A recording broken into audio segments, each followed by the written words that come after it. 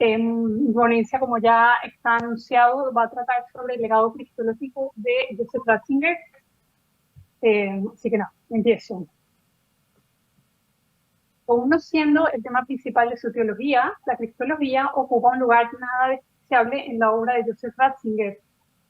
En efecto, a lo largo de su carrera académica, el teólogo alemán dictó al menos 5 cursos sobre las verdades cristológicas, y si bien nunca llegó a publicar un tratado sistemático sobre el tema, la figura de Jesucristo y las cuestiones cristológicas gozan de una significativa presencia en su producción teológica. De hecho, toca el tema de la cristología en más de 16 libros y en más de 46 textos individuales. Este hecho no nos sorprende porque Jesucristo constituye el centro de nuestra fe y por tanto es lógico que esté en el centro de toda reflexión creyente sobre Dios. Como Ratzinger ha explicado en distintas oportunidades, y cito aquí las palabras de Benedicto XVI en su primera encíclica Deus Caritas Est. Las palabras de su encíclica, como explica allí el Papa, no se comienza a ser cristiano por una decisión ética o una gran idea, sino por el encuentro con un acontecimiento, con una persona que da un nuevo horizonte a la vida. Esa persona en la que Dios se ha hecho accesible al hombre, saliéndole al encuentro dentro de su horizonte histórico y temporal, es Jesucristo, el Verbo encarnado.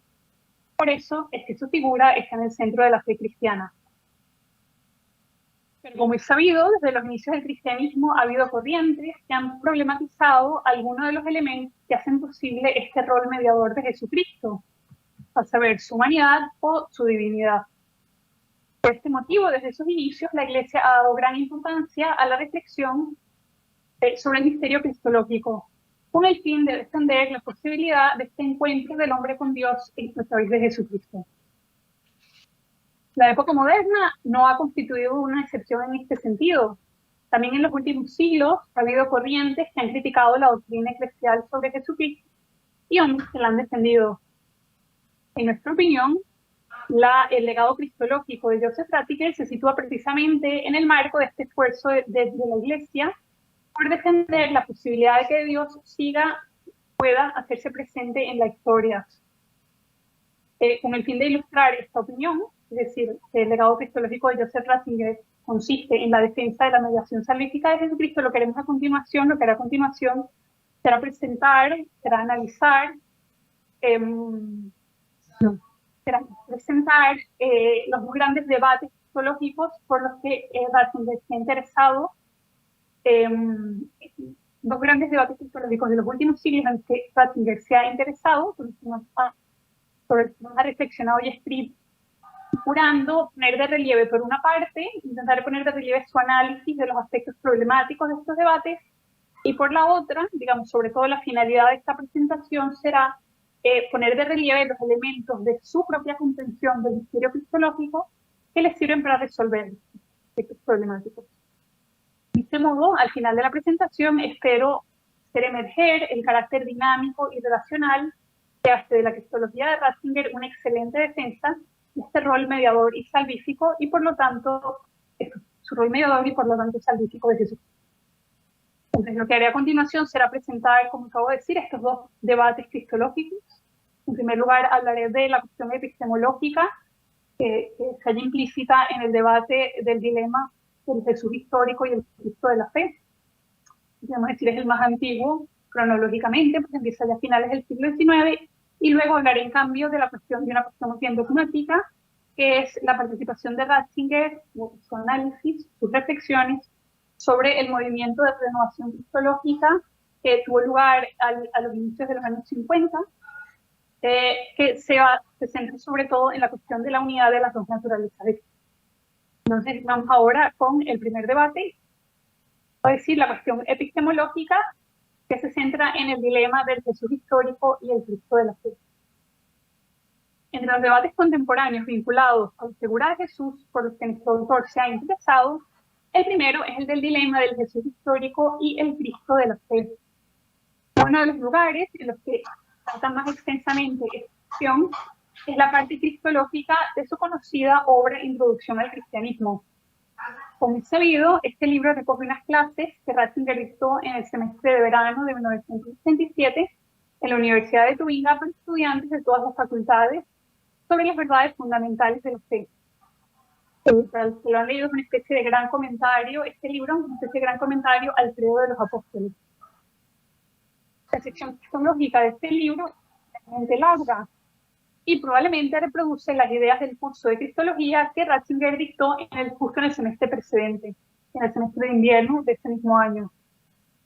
Por este motivo, algunos autores consideran que la sección cristológica de Introducción al Cristianismo constituye la presentación sistemática más completa que tenemos de la Cristología de Joseph Ratzinger. Aquí no incluyo la trilogía Jesús de Nazaret. En cierto sentido podemos decir que es completa porque esta trilogía es más bien un libro de exégesis bíblica. En cambio aquí estamos hablando de presentación sistemática, de teología dogmática. Como el teólogo alemán explica en esta obra, el debate sobre el Jesús histórico y el Cristo de la fe es un debate epistemológico, pues se refiere a la cuestión de cómo podemos llegar a conocer a Jesucristo. Presenta una doble dificultad. En primer lugar, se trata de una pregunta difícil con la naturaleza misma del objeto que se aspira a conocer, Jesucristo. Pues en él encontramos el sentido trascendente y pleno del universo, es decir, el proyecto creador y salvífico de Dios, su economía salvífica, pero lo encontramos convertido en un punto de la historia. Y como Ratzinger explica en su libro, este hecho escandaliza a la razón humana, porque parece contravenir su tendencia a buscar el logos o sentido del universo fuera del tiempo en determinadas circunstancias. A partir de la modernidad, a esta dificultad se ha venido a añadir otra, la aparición del método histórico crítico, es decir, la asunción por parte de la ciencia histórica del método científico como paradigma de su propio conocimiento. El problema de este hecho es que el método científico se limita al estudio de los aspectos externos y fenoménicos de la realidad, por lo que asimilarse a él equivale a renunciar al conocimiento de esos aspectos más profundos, hecho que en el ámbito de las ciencias humanas resulta especialmente grave. Non so cosa dice, Mary. Perdón, pienso que el profesor Guerriero todavía... Okay. Entonces hemos hablado de estas dos dificultades que encuentra cualquier persona al intentar conocer a Jesucristo. De hecho, la primera sería esta de la dificultad que implica intentar buscar el sentido de todo el universo en un personaje histórico, una persona que ha vivido en un momento concreto de la historia. La segunda dificultad sería, en cambio, este cambio de paradigma que trajo consigo el método histórico-crítico, porque intenta imitar el método de las ciencias naturales, estaba reduciendo su método simplemente a los aspectos externos y fenoménicos de la realidad, en este caso de los hechos históricos. Ratzinger explica en Introducción al Cristianismo los efectos de este cambio de paradigma en la historia no tardaron en hacerse sentir también en la teología, de la cual la historia constituye un elemento esencial, pues la teología tiene como objeto de estudio la revelación histórico-salvífica de Dios. Se revela en la historia y por lo tanto un cambio de metodología en la historia afecta directamente a la teología. Los teólogos intentaron, por ejemplo, trasladar la cristología al ámbito histórico, como por ejemplo Wolfgang Pannenberg. Otros fueron incluso más lejos y la redujeron, la cristología, a lo demostrable con el método histórico-crítico. Por ejemplo, la primera teología liberal que encontramos en Adolf von Hartmann. En Introducción al Cristianismo, Ratzinger en realidad no entra mucho en la teología de Pannenberg y se centra en cambio en la propuesta de von Hartmann. Animado por el espíritu moderno, este teólogo alemán de finales del siglo XIX y principios del XX pudo ir más allá del Jesús histórico. Ir más allá del Jesús del dogma cristológico, es decir, el Jesús divino, que según este autor sería el resultado de una contaminación de la figura histórica realmente existente de Jesucristo con las ideas mitológicas griegas de los semidioses, los hombres dioses.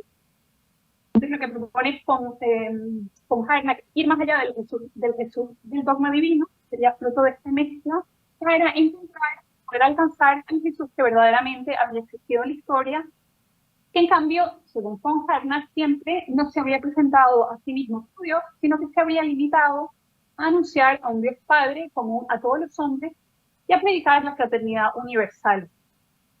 De este modo, von Harnack introdujo una dicotomía entre el Jesús de la historia y el Cristo de la fe. Y dado que este último, es decir, el Cristo de la fe, es decir, el Jesús divino, había traído consigo la división entre distintos grupos cristianos que entendían el dogma cristológico en formas distintas, a veces incompatibles, y luego división también entre los cristianos y el resto de los hombres que no tenían la fe en Jesucristo. Juan Harnack decía, si el Cristo de la fe ha traído consigo la división, su esperanza era que recuperar el Jesús de la historia traería consigo la unidad de todos los hombres, porque el mensaje de este Jesús, según Harnack, hubiera sido simplemente el de la paternidad universal de Dios y de la fraternidad de todos los hombres. Sin embargo, las críticas a la propuesta de von Harnack no tardaron en llegar.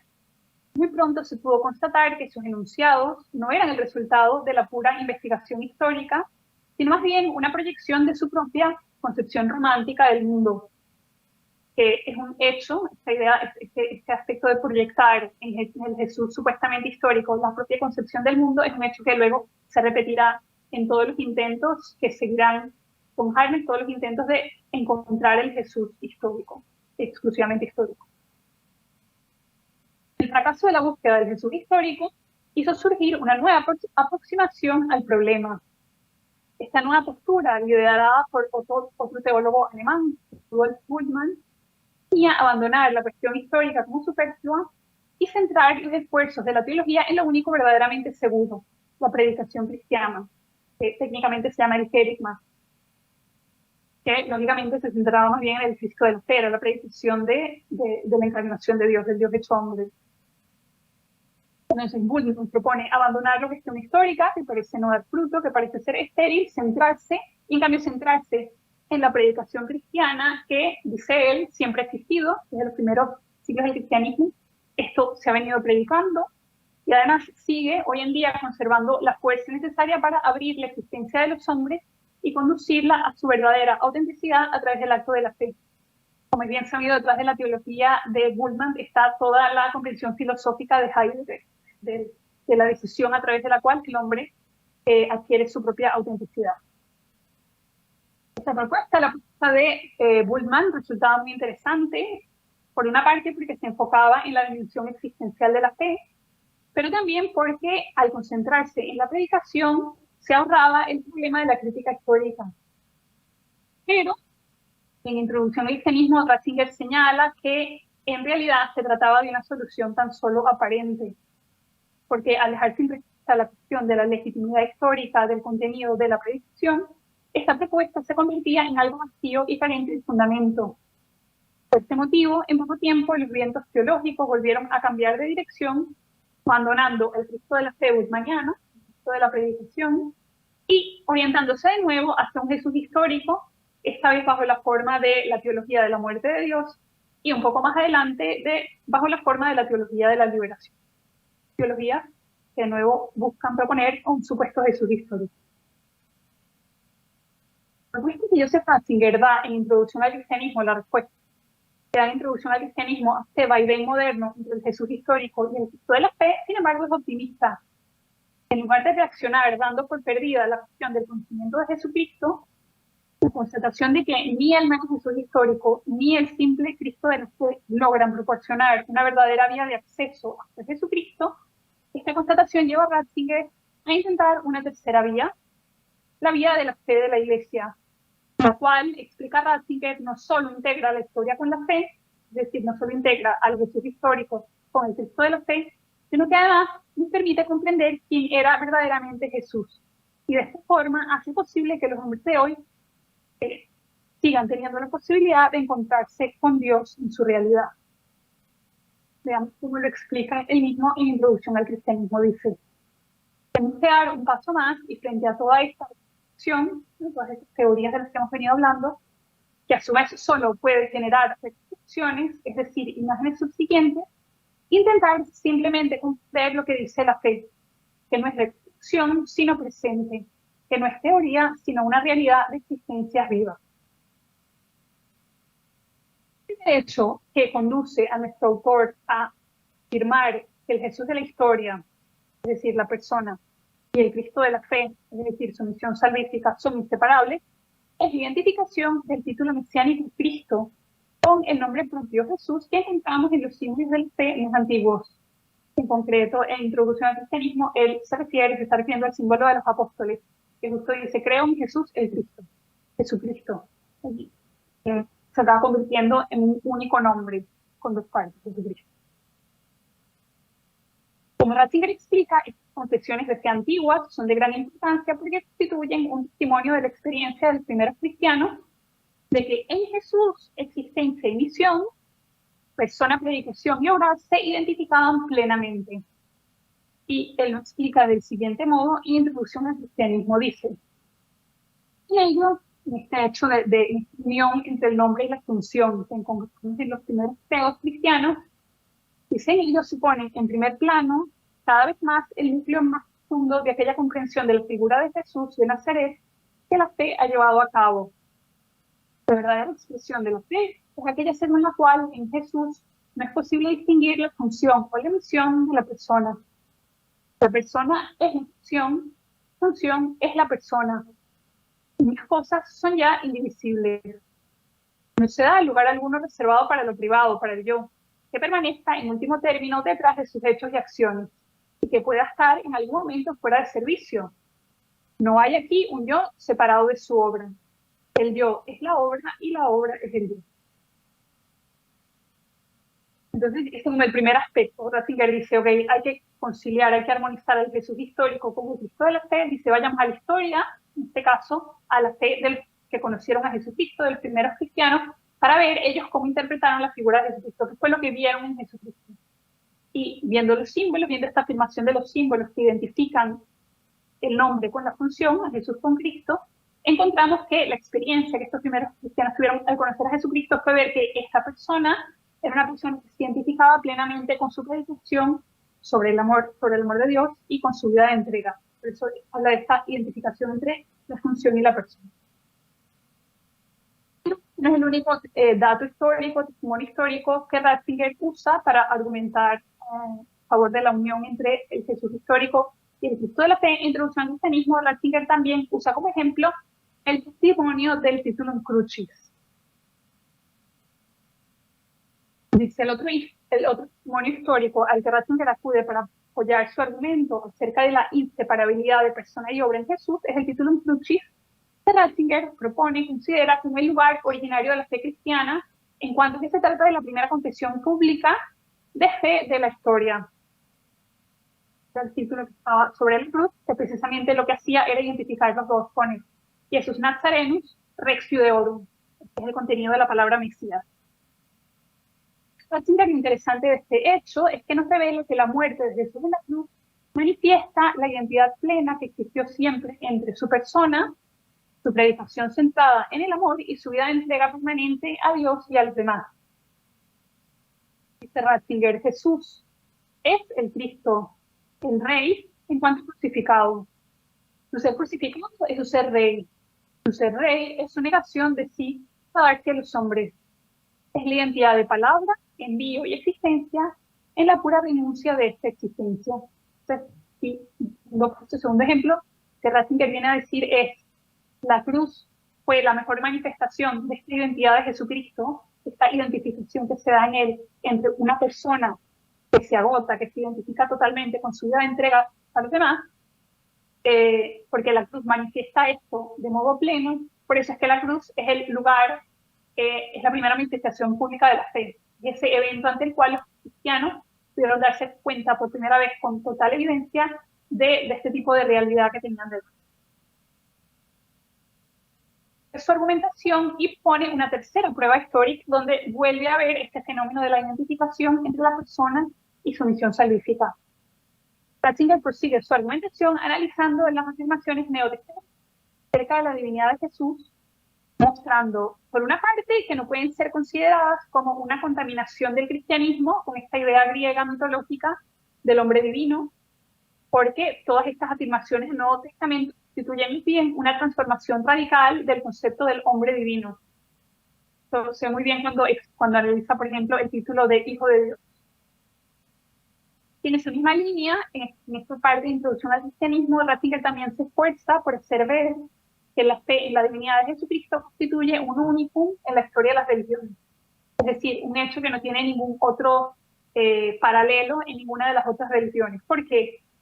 Porque la fe en Jesucristo es la fe, por una parte, en un hombre que se presenta como una sola cosa con Dios, se presenta a sí mismo como Dios, pero al mismo tiempo, y por otra parte, Jesucristo también distingue claramente su persona de la persona de Dios Padre.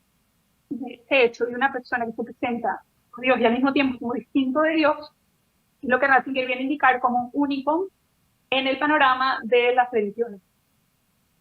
De este modo, el análisis de las afirmaciones neotestamentarias acerca de la divinidad de Jesús lleva a concluir de nuevo que en Jesús ser y obrar se identifican totalmente, pues en ellas, en estas afirmaciones, en estos títulos de Jesucristo, queda de manifiesto que ambos, ser y obrar, son totalmente relativos a Dios.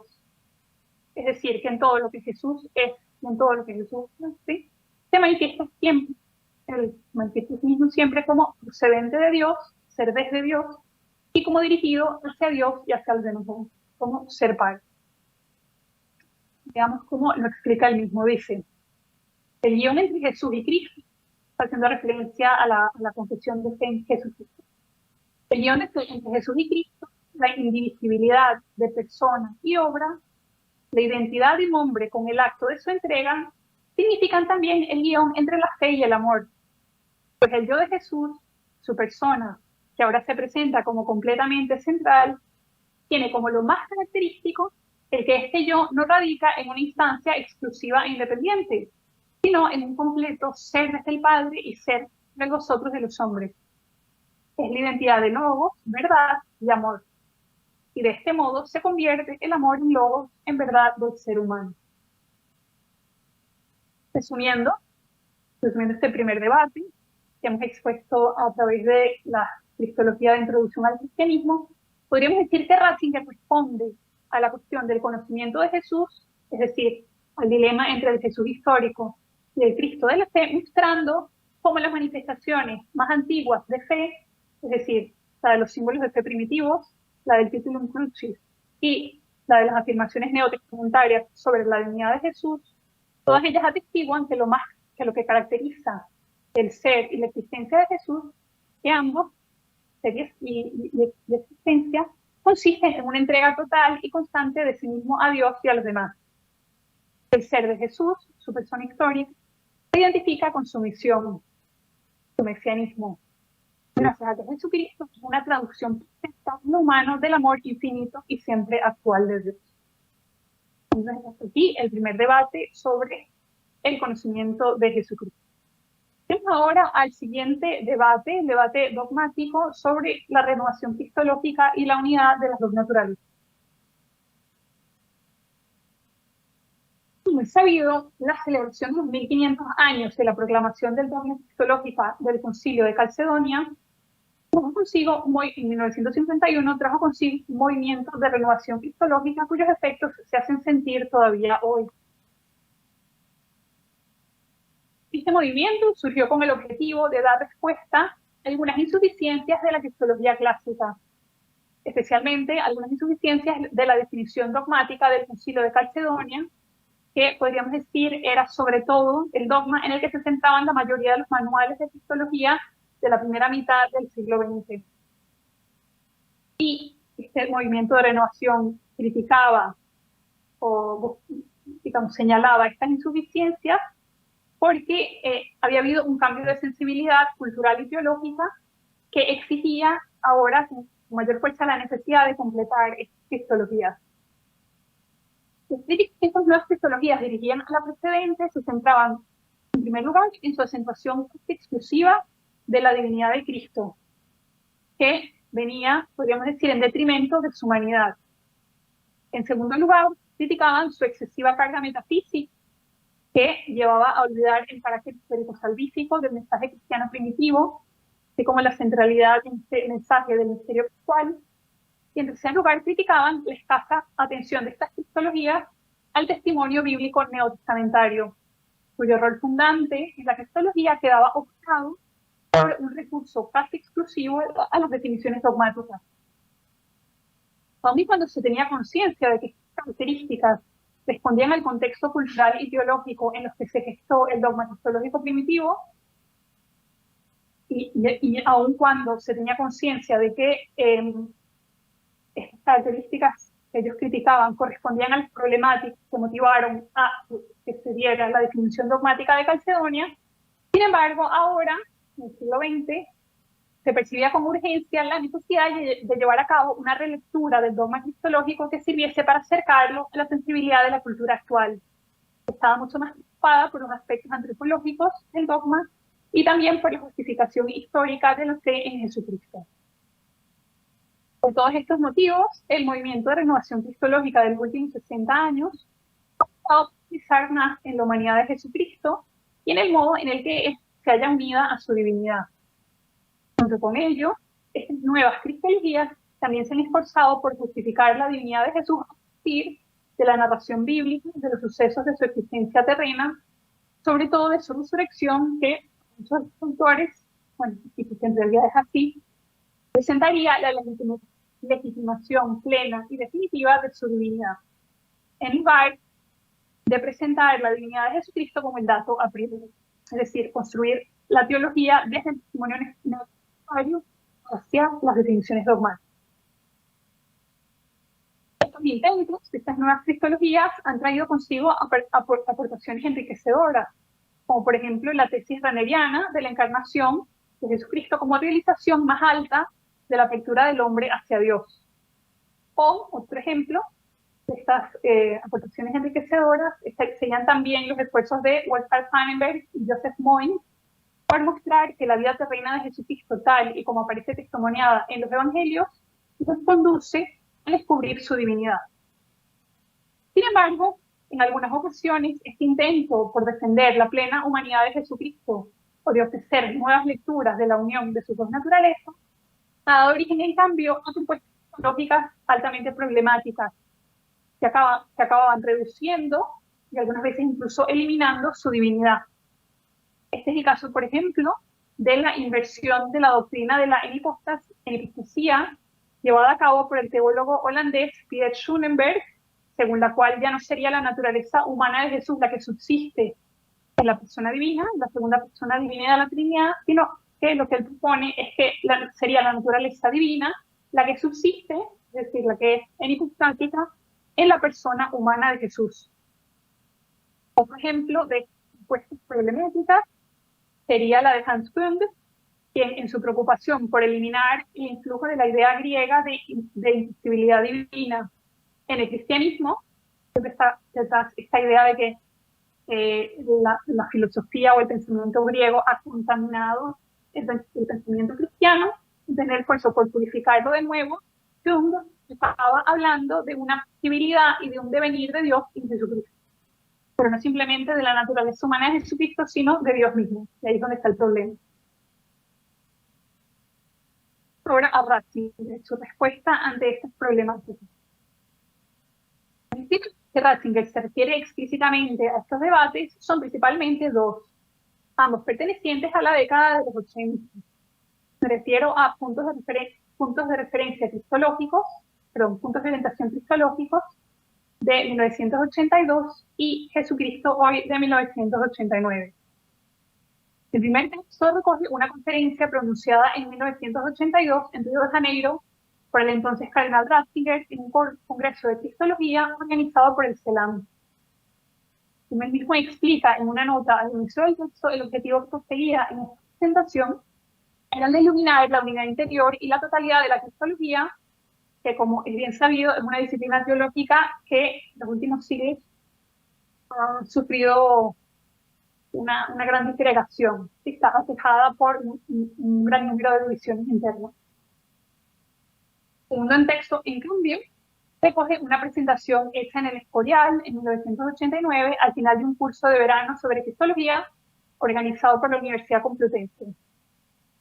Dado su carácter conclusivo, esta segunda intervención, contiene más bien una síntesis de la cristología hoy, en la que Ratzinger intenta ofrecer algunas líneas maestras y apuntar algunas orientaciones iluminantes panorama teológico actual.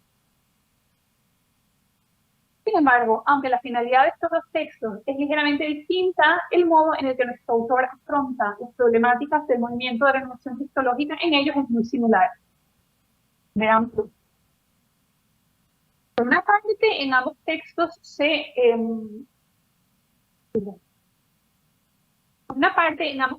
percibe el esfuerzo de Ratzinger, el esfuerzo de Ratzinger por iluminar la divinidad de Jesucristo a partir de los relatos neotestamentarios sobre su predicación y sobre su actuación terrena. De modo que, aunque siempre estén presentes como clave de interpretación implícita del dato bíblico, las definiciones dogmáticas vienen presentados en este texto como conclusión y no como punto de partida de la reflexión sobre la figura de Jesucristo. Es decir, están implícitamente presentes como clave de lectura, pero en su exposición del dogma, de su comprensión de la persona de Cristo, él parte siempre de la escritura y muestra el misterio de la iglesia cristológico solo al final, cuando ya el dato bíblico lo ha hecho evidente, lo ha mostrado. La primera, podemos decir, estrategia.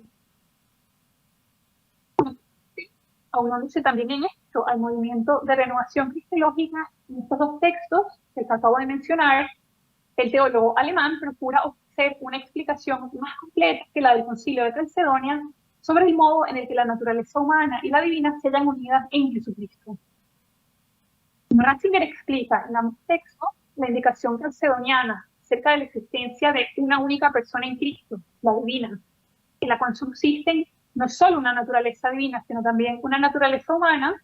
Esta indicación abrió, explica Ratzinger, un camino a la resolución de la cuestión monofisita, pero no llegó a resolverlo del todo. Pues todavía hacía falta dar un paso más y aclarar que la unión de ambas naturalezas no era la unión de estar una junto a la otra, mera juxtaposición, sino más bien la unión de ser una en la otra. Pues de lo contrario se corría el riesgo, bien alineado con el nestorianismo, de entender ambas naturalezas como realidades paralelas.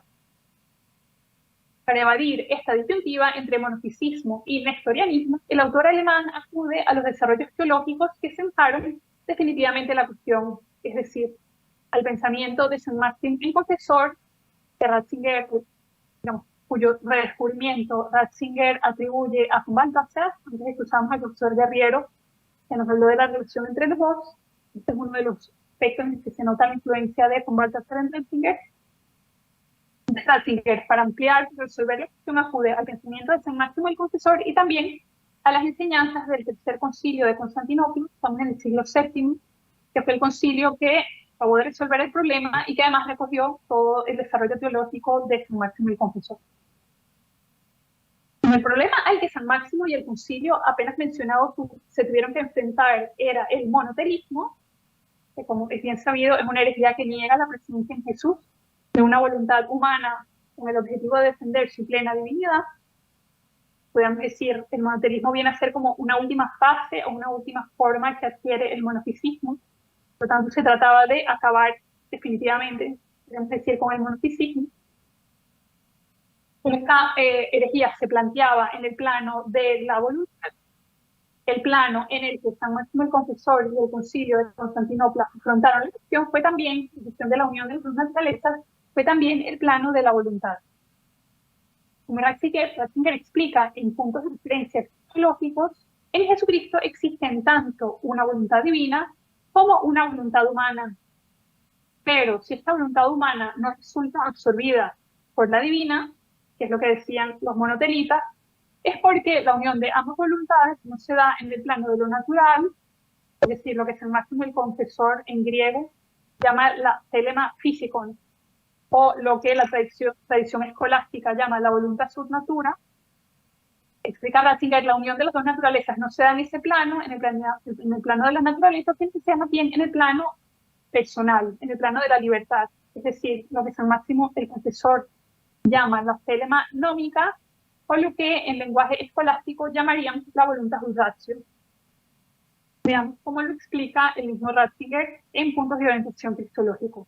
Dice, él, está refiriéndose al Tercer Concilio de Constantinopla, él afirma de modo expreso existe una voluntad humana propia del hombre Jesús, o es absorbida por la voluntad divina. Pero esa voluntad humana sigue a la voluntad divina, y así, no de un modo natural, sino haciéndose camino en la libertad, se transforma en una sola voluntad en la divina. La dualidad metafísica de una voluntad humana y una voluntad divina no es anulada, o ambas se fusionan en el espacio personal, en el espacio de la libertad, de modo que ambas devienen una única voluntad, pero no naturalmente, sino personalmente. Entonces, esta es la explicación. La unión de ambas voluntades no exige eliminar la presencia de una voluntad humana, y esto no se hace necesario porque donde se unen es en el acto libre, en la voluntad humana. Entonces, esto que acabamos de presentar como la solución a la cuestión acerca de la unión de las dos naturalezas en Cristo, lo interesante, esto lo señala Ratzinger en su conferencia de 1982, lo interesante es que esta propuesta no solo sirve para resolver la disyuntiva entre el nestorianismo y el gnosticismo, sino que además ofrece una respuesta al temor de algunos integrantes del movimiento de renovación cristológica a que negar la existencia en Cristo de una persona humana junto a la persona divina implicaría disminuir o amputar su humanidad. Es decir, algunos integrantes de este movimiento de renovación cristológica pedían que se reconociera también la presencia de una persona humana en Jesucristo, porque les parecía que negarlo, que es lo que hace el dogma, implicaba amputar parte de la humanidad de Cristo. Isabel, ¿sí? Disculpa, si puedes redondear porque ya estamos contra el tiempo para un acto cultural y la Eucaristía. Gracias. Fenomenal, ya llegué a las conclusiones. De nada. Bueno, entonces esto dice, esta explicación no solo sirve para resolver el problema de la unión de las dos naturalezas, sino que también ilumina la dirección en la que se cumple la naturaleza humana. No voy a leer la cita, que es preciosa, que en el fondo viene a explicar que cuando el yo, también el humano, se entrega a Dios, no le estamos quitando su libertad, sino que justo está alcanzando la libertad máxima que se puede tener, que es la libertad de Dios mismo. Se los dejo para leerla luego, espero que tengan los textos, y en cambio vamos en directo a las conclusiones. Para esbozar la conclusión de estas reflexiones, se hace necesario retornar al punto de partida. Al inicio del artículo decíamos que, de modo semejante a como ocurre con los padres de la Iglesia, el legado de la cristología de Joseph Ratzinger se centraba en su defensa de la mediación salvífica de Jesucristo, es decir, en la defensa de su capacidad de ser presente a Dios entre los hombres. En la primera parte del artículo vimos que nuestro autor lograba superar el dilema entre el Jesús histórico y el Cristo de la fe, remitiéndonos a la identificación perfecta que existe en Cristo entre su ser y su obrar. Una identificación que se realiza en su existencia totalmente relacional y abierta, que Ratzinger describe como esta existencia como un puro movimiento del ser desde Dios y del ser para Dios. En la segunda parte de la presentación vimos, en cambio, cómo Ratzinger lograba resolver la disyuntiva entre el nestorianismo y el gnosticismo, explicando que la unión de las dos naturalezas de Cristo se da en el plano de lo personal, es decir, de la libertad. Relacionando ahora ambas estrategias, se da en los dos debates, podríamos decir que la forma en la que el teólogo alemán consigue defender la mediación salvífica de Jesucristo frente a todos estos reduccionismos es a través de una cristología que, por una parte, logra comprender a Jesús a partir de la narración bíblica, vista como testimonio histórico de su vida terrena y leído a la luz de la fe. Es decir, a partir de la narración bíblica, parece una hermenéutica de la fe. Y por otra parte, Ratzinger consigue ver la mediación salvífica de Cristo porque su cristología no se limita a afirmar una unión estática de la naturaleza humana de Jesús junto a la divina, sino que inserta todo el dinamismo del conocer y del querer humanos de Jesús dentro del conocer y el querer divinos del Verbo. Esto, digamos, el resultado de esta unión es que todo el obrar de Jesús, todo su obrar humano, todo su obrar visible, realmente consigue transparentar y hacer presente la sabiduría y el amor de Dios en el mundo, siendo posible que los hombres puedan encontrarle en él. Muchas gracias.